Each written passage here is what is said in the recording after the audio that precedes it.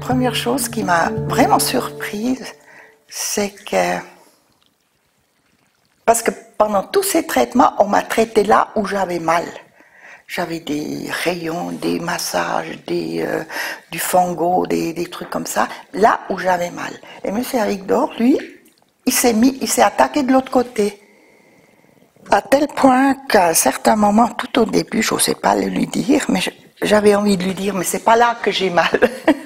Parce qu'il allait ailleurs. Mais moi, j'ai rien dit.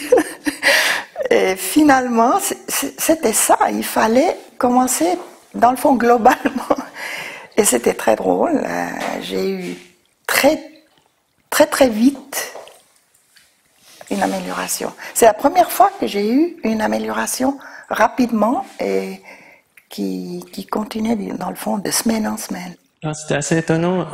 J'ai tendance à tenir la tête beaucoup plus en avant, que j'avais remarqué en passant devant des vitrines. Et je m'imaginais initialement justement que ça allait être des contraintes, que ça allait te faire mal, ou que ça allait être un travail soutenu, que j'avais des exercices à faire à la maison.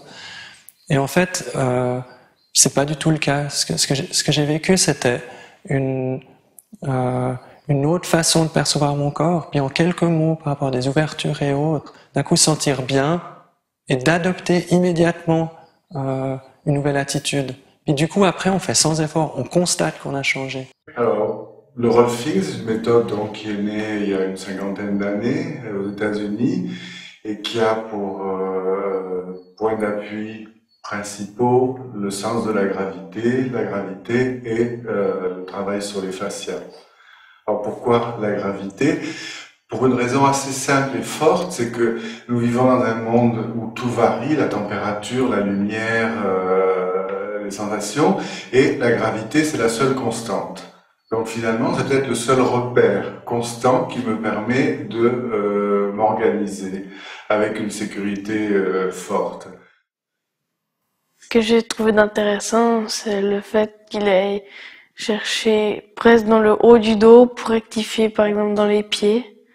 Donc tous les os sont reliés par un point commun. Et puis j'ai ressenti ça ouais, comme un puzzle en fait un peu.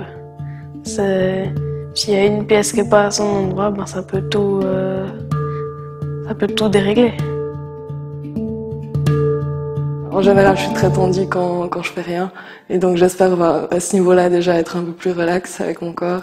Et puis si ça peut, j'aimerais bien en fait que je puisse améliorer ma posture en général en fait. J'en ai déjà entendu parler via la danse aussi, et c'est quelque chose de conseillé pour les danseurs.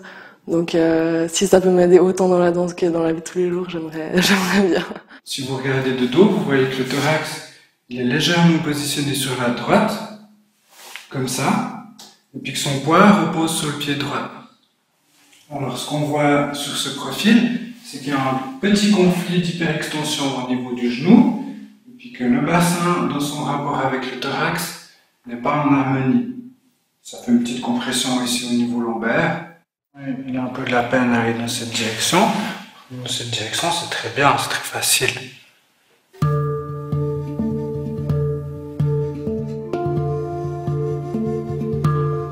Voilà. C'est ça, tu vois? Maintenant, elle a compris. Ça va prendre du temps parce qu'aujourd'hui on a pu voir un aspect de la manière dont vous êtes organisé, et puis la prochaine fois on va regarder comment est-ce qu'on peut intégrer ça par rapport à votre appui dans le sol par exemple. Comment est-ce que vos pieds ils peuvent aussi réagir à ce qu'on a fait aujourd'hui. Et puis on verra comment vous avez évolué. Est-ce que tout d'un coup dans 2 semaines vous me dites ah mais je suis comme avant. Alors si c'est le cas, ça sera intéressant parce que ça voudrait dire que chez vous, les pieds sont le moteur d'une certaine organisation. Donc il y en a beaucoup des indications. Alors il y a beaucoup d'indications généralistes qui sont de redonner la fonction et l'organisation gravitaire et surtout sur les gestes qu'on répète le plus, c'est-à-dire la respiration, la marche. Donc, il faut penser que quand on marche, une personne ordinaire, pas quelqu'un qui ferait beaucoup de sport ou autre, mais une personne ordinaire, elle soulève, je crois, 50 000 kilos par jour. simplement avec le poids des jambes multiplié par le nombre de pas qu'on fait dans la journée. Donc, la manière dont on soulève ces 50 000 kilos a un impact incommensurable sur l'ensemble de mon organisation. Donc, du coup, le rolfing travaille sur 2 niveaux. Il travaille sur la gravité à travers le remodelage des fascias, mais il travaille sur la gravité sur l'éducation. C'est-à-dire que l'organisation gravitaire, elle est principalement faite par les petites cellules réceptives que nous avons sous les pieds, qui sont sensibles à la pression, et qui me permettent de savoir si je suis en train de tomber en avant ou en arrière. L'oreille interne, qui comporte un ensemble comme de petits fils à plomb, c'est une métaphore, et puis le regard, qui me permet de saisir les verticales externes. Donc, en jouant sur ces 3 paramètres dans l'éducation, dans le sens du mouvement, la proprioception, je vais apprendre petit à petit à utiliser mon corps d'une manière qui ouvre le maximum de potentiel. Pour vous lever, c'est la tête qui dirige. Non, vous allez trop vite. Laissez seulement le thorax aller jusqu'à ce qu'il soit au-dessus des pieds. Non, il n'est pas encore au-dessus des pieds. Voilà. Vous poussez dans les pieds pour remonter. Puis maintenant, c'est le coccyx qui guide, mais vous restez avec votre centre de gravité au milieu du pied. C'est votre coccyx qui guide. C'est vrai que je me suis un peu remise en question dans les activités que j'avais tous les jours qui me semblaient normales. Simplement, par exemple, me tenir à table. Normalement, je m'affalais sur ma chaise et tout, et c'est vrai que là, je me disais, mais je me tiens droite et tout, etc. Et je me suis rendu compte aussi que dans les positions que je pensais détendues, entre guillemets, justement, typiquement devant la télé, quand j'étais dans mon fauteuil et tout, et vraiment, j'étais comme ça, et je pensais que j'étais détendue. Et en fait, je me suis rendu compte que c'était pas le cas du tout, et que ça générait aussi des tensions. Donc, on a parlé des indications qui sont de l'ordre musculo-squelettique. Il y a une autre série d'applications qui sont peut-être pas directement évidentes, c'est tout le système viscéral. C'est-à-dire les viscères sont suspendus sur le squelette à travers des ligaments. Donc un gauchissement du squelette va mettre une viscère en positionnement négatif et empêcher sa motilité profonde. Les organes, ils sont entourés de membranes. Et les organes doivent pouvoir coulisser les uns par rapport aux autres, en fonction de nos mouvements. Alors là, ce qu'on travaille aujourd'hui avec Mélanie, au niveau de l'ouverture de la cage thoracique, ça doit s'accompagner d'un mouvement fluide de l'estomac. Et chez elle, l'estomac, il n'est pas toujours habitué à avoir des informations très très claires. Suivant la question que pose le patient, il va y avoir un peu plus de travail de pression, de travail manuel sur l'ensemble des fascias, ou un peu plus d'éducation, un peu des deux, ou un travail facial, et puis après, à la fin de la session, un travail pour que la personne se rende compte du bénéfice qui a été acquis, de manière à ce qu'il soit pérenne, c'est-à-dire qu'il puisse se conserver. Ce qu'on pourrait dire, sinon, s'il n'y a pas un minimum de conscience, si je remets le corps en place, mais que la personne ne s'est pas rendue compte du changement qui était intervenu, il n'y a aucune raison qu'elle ne reparte pas sur sa posture originelle. Les lèvres sont fermées devant. Donc, concentrez-vous sur cette nouvelle perception dans la mâchoire. Laissez la mâchoire complètement... Voilà, c'est ça. Laissez la mâchoire libre. Encore. Respirez bien. Voilà, c'est ça. Ok, là, c'est bien. C'est quand même un travail à deux. Enfin, j'ai l'impression que quand il fait des manipulations, des fois, c'est inconscient, je pense, mais il me dit c'est bien, ça se passe bien maintenant. Et je le sens dans mon corps qu'il y a quelque chose qui a changé. Je sais pas si c'est grâce à moi ou si c'est vraiment que les manipulations qui font ça, mais j'ai l'impression que c'est un peu donnant en fait. Et je pense aussi ça m'a permis de me recentrer un peu sur moi, sur ce que je ressentais, parce que c'est vrai que d'habitude quand je fais des mouvements ou des actions, je pense pas du tout à comment je les fais, etc. Et là à la fin de chaque séance, Mathias me demandait comment j'avais ressenti ça, etc. C'est vrai que c'est des questions que d'habitude je me pose absolument pas, donc là aussi ça m'a permis d'avoir une autre perception de moi-même. Puis à mon avis, peut-être la chose fondamentale, ça va être l'impact psychologique. Non pas de rentrer dans l'histoire de la psychologie, mais d'en rentrer dans ce qui, de la psychologie, a pu faire un gauchissement du corps. Alors, à travers une réorganisation de mon mon assise gravitaire, je me redonne un potentiel d'action et je me redonne aussi un potentiel de relation. Pour ma part, ça lie beaucoup à l'émotionnel et au relationnel avec les gens parce que je suis obligée de me tenir très droite, d'ouvrir ici et j'ai toujours été plutôt quelqu'un comme ça. Alors ça change beaucoup que d'être comme ça au niveau de l'approche des gens, quoi. De se mettre, oser aller, oser pas regarder de haut, mais juste normal. Chacun de nous a une représentation de son propre corps qui n'est pas le corps tel qu'il est, mais le corps tel qu'on se l'est construit en tant qu'image. Et souvent, les gens ont une posture parce qu'ils ont pensé que cette posture est juste. Et donc, ils se sentent juste dans cette posture. Et si on leur demande de relâcher pour être gravitairement, ils vont avoir l'impression d'être là. Donc, il y a toute une partie, à cause de la question de l'image du corps, qui est de l'ordre de l'éducation. L'image du corps et la perception que j'en avais, ça a vraiment changé. C'est vrai que quand j'ai fait cette école de danse à Londres, c'était vraiment centré tout le temps sur l'image. Et c'est vrai que j'ai été vraiment obsédée par ça. Et à chaque fois, je pensais, à chaque fois que je mangeais, je me disais mais je peux pas parce que je vais grossir, etc. J'en avais honte avant. Je n'osais même pas regarder dans la glace en fait. Le moins j'avais affaire à lui en fait, le mieux je me sentais. Enfin, c'est un peu. Disons que j'essayais d'éviter la question, j'essayais de pas. Enfin, quand je me voyais dans le miroir, je me disais mais t'es grosse, il faut que tu perdes du poids et tout. Et maintenant, je me regarde et je me dis, j'aime mon corps.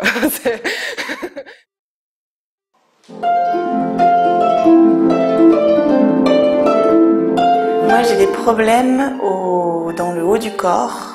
Et c'est lié certainement à la posture de la harpe, qui est complètement asymétrique. Et c'est aussi un instrument qui est très lourd, donc on a un appui sur l'épaule droite qui fait que certainement on se tord. Et en fait, ces derniers temps, ces douleurs-là sont quand même vraiment amplifiées. Et après ces douleurs, ça me déclenche aussi des migraines ophtalmiques. Alors, un des bienfaits du rolfing pour les musiciens, quand ils font leur séance de rolfing, c'est déjà de faciliter leur posture par rapport à leur instrument, ou en général leur posture gravitaire, mais ensuite c'est de travailler avec eux quand ils sont à leur instrument. Et c'est là qu'on va se rendre compte qu'eux-mêmes vont se rendre compte qu'il y a des tas de choses qu'ils peuvent adapter dans leur manière de s'asseoir, par exemple, de manière à moins de douleur dans les articulations en général, mais aussi ils vont entendre qu'ils produisent un son très différent lorsqu'ils sont dans leur axe gravitaire. Tu sais, quand tu as deux poteaux qui sont appuyés l'un contre l'autre, comme ça, oui, si tu vas là, il y en a un qui a plus de force que l'autre. Oui.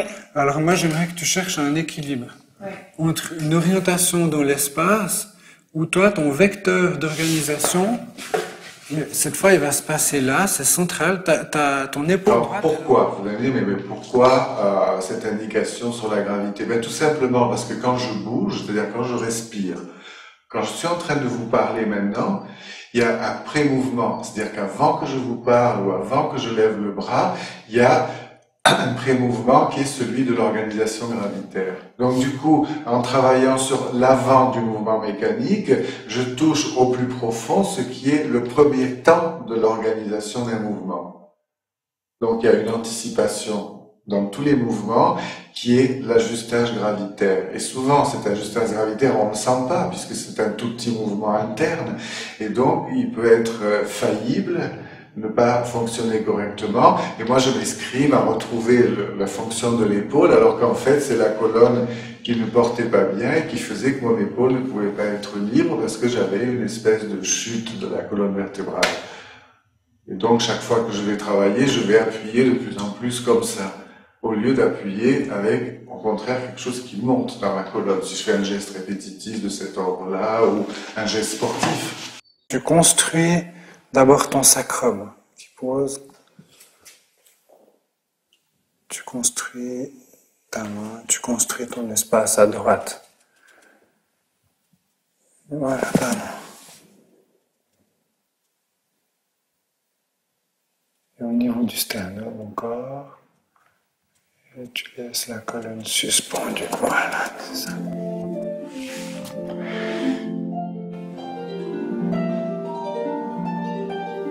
C'est vrai qu'aujourd'hui c'était assez différent des des autres séances de rolling parce que je suis venue aussi avec mon instrument en fait. Et en fait c'est très différent de ce que je pensais. Je pensais moi qu'il fallait plutôt avoir une position très stable et limite bloquée. Et en fait c'est tout dans un mouvement fluide et d'ouverture et de sensation aussi sur tout ce qu'il y a autour en fait en dehors de l'instrument et c'est très intéressant parce que je pense qu'on se focalise beaucoup sur les doigts, sur la technique et finalement en discutant avec Mathias on réalise que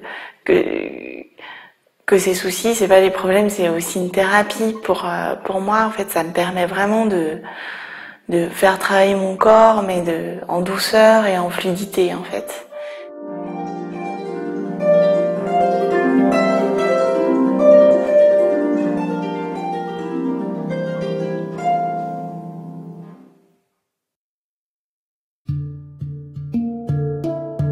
Moi, j'ai particulièrement un problème d'épaule depuis de nombreuses années. Sans être grave, mais être très dérangeant et puis limitant les mouvements et puis l'autonomie même. Puisqu'en fait, les difficultés à faire la cuisine, à transporter des plats ou à bricoler, moi qui aime beaucoup, c'est toujours demander l'aide à quelqu'un pour faire des mouvements qu'on fait simplement. Et moi, personnellement, je trouve plus rigide sur la droite que sur la gauche. Nos tissus sont toujours dans un mouvement. Pas tout petits, mais sont toujours en mouvement. Et quand il y a une crispation, quand il y a une contraction, ce mouvement est souvent stoppé, arrêté, n'existe plus ou limité. Et simplement avec le contact de la main, les tissus commencent à retrouver leur propre motilité, à retrouver un mouvement qui leur est propre, et ma main encourage ce mouvement. Ouvre devant pour laisser la colonne partir devant. Voilà. Depuis ton coude gauche, j'appuie pas, tu viens rencontrer mon contact ici. Donc c'est un allongement et tu rentres. Voilà, super, vas-y. Voilà, et tu relâches. Bien. Et là où ça devient intéressant, c'est de mettre ces transformations physiques, donc articulaires ou au niveau du tissu mou, qui est le tissu sur lequel on travaille, de les mettre dans une perspective fonctionnelle. C'est-à-dire que tout d'un coup, la personne va se lever, elle va dire « Ah, il y a quelque chose qui a changé, je me tiens différemment, je me sens autrement et j'ai une capacité fonctionnelle autre. » Tu vois, le sol de ton crâne descend. Voilà. Et puis les fascias, c'est quoi? Alors les fascias, donc, on a plusieurs manières de nommer ça. C'est le tissu conjonctif, c'est un ensemble de tissus. C'est comme une toile de tente. La meilleure métaphore serait peut-être celle-là. Il y a une toile de tente, il y a des piquets, c'est le squelette, il y a la toile de la tente, c'est les fascias, et puis il y a les caoutchoucs qui tendent la toile de la tente, qui sont les muscles. Alors, la particularité des fascias, c'est qu'ils sont plastiques. C'est-à-dire que si la toile de tente, elle est tendue, tordue, et qu'elle est tendue, tordue pendant 15 jours, la toile va se déformer et va rester déformée. Mais dans la mesure où c'est plastique, il y a toujours un retour possible, et c'est le travail qu'on fait par des techniques de légère pression sur l'ensemble des fascias, de redonner aux fascias la capacité d'avoir un squelette en accord avec la gravité. Je vois que c'est la limitation, elle est ici. Voilà, donc je prends ça, puis on va faire des tout petits mouvements. Donc toi, c'est toujours la pesanteur dans la table, puis tu laisses, oui, lâche-moi bien ton humérus, ton bras, là. Moi, je vais faire des petits mouvements. Même à la fin de la séance, ou alors que normalement c'est relâché, là le travail qui est fait en disant, attends, on reprend conscience simplement de mettre la main à quelque part sur la nuque ou quoi que ce soit, c'est le contact permet une prise de conscience qui fait que la marche va encore se dérouler autrement. Et moi je vais partir avec un petit peu cette conscience du corps, d'une partie du corps renouvelée. Et je crois que c'est aussi ça qui participe, séance après séance, à construire un nouveau schéma corporel et à faire que entre deux séances, et puis après le reste du temps, je construise de moins en moins de tension.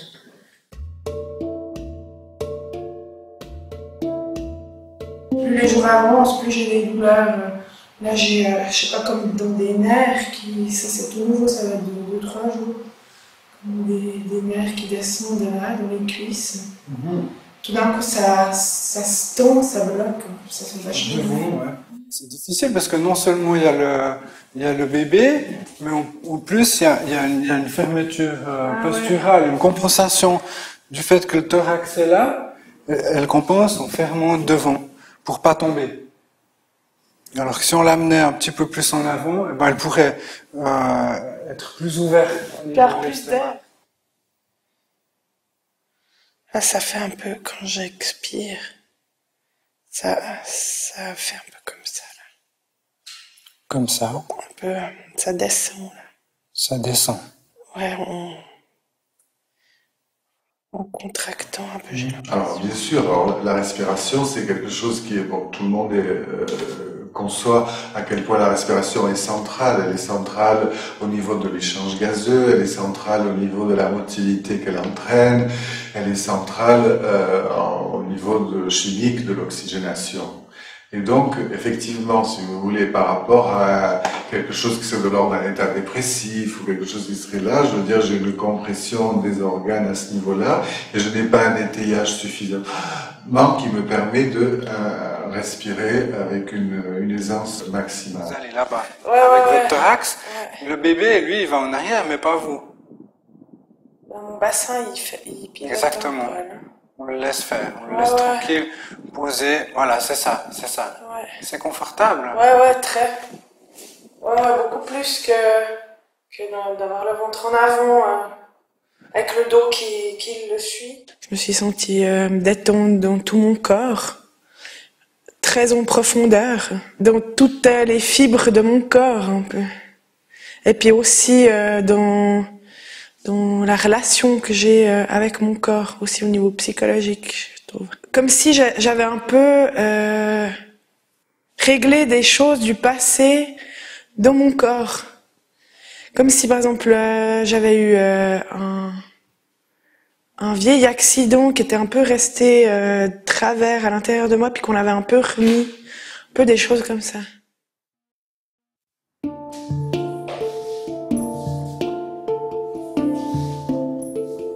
Quels sont les buts que vous vous fixez?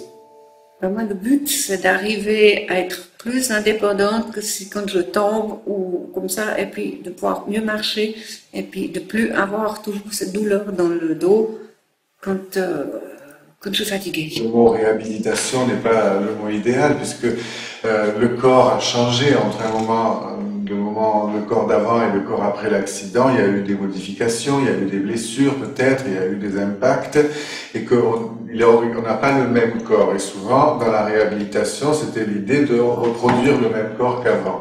Alors que là, non, on va toujours se reposer la question. Ici et maintenant, aujourd'hui, avec ce corps tel qu'il est, avec ses amputations chirurgicales ou autres, quelle est la meilleure assise gravitaire pour retrouver un potentiel de mouvement? Vous ont glissé le pied sur la table. Ah, c'est bien ça. Montez le plus haut possible. Ok, puis pour descendre, vous étirez le talon. Non, pas ici, que le talon. C'est vrai qu'avant, en marchant, j'étais quand même vraiment courbée en avant. Et là, maintenant, je me sens plus droite. J'arrive même à être assise sur un banc qui n'a pas de dossier. Bon, je vous dirais pas pendant des heures, mais avant c'était pas possible parce que moi je me trouvais sur un banc où il n'y avait pas de dossier, et ça tenait pas. Tandis que maintenant je me rends compte, j'ai testé ça dimanche, et j'étais au moins presque 3/4 d'heure assise comme ça, sans être appuyée. Alors je me dis, c'est quand même un progrès, c'est quand même la preuve que la musculature du dos est renforcée. Du coup, ça vous encourage? Du coup, ça m'encourage.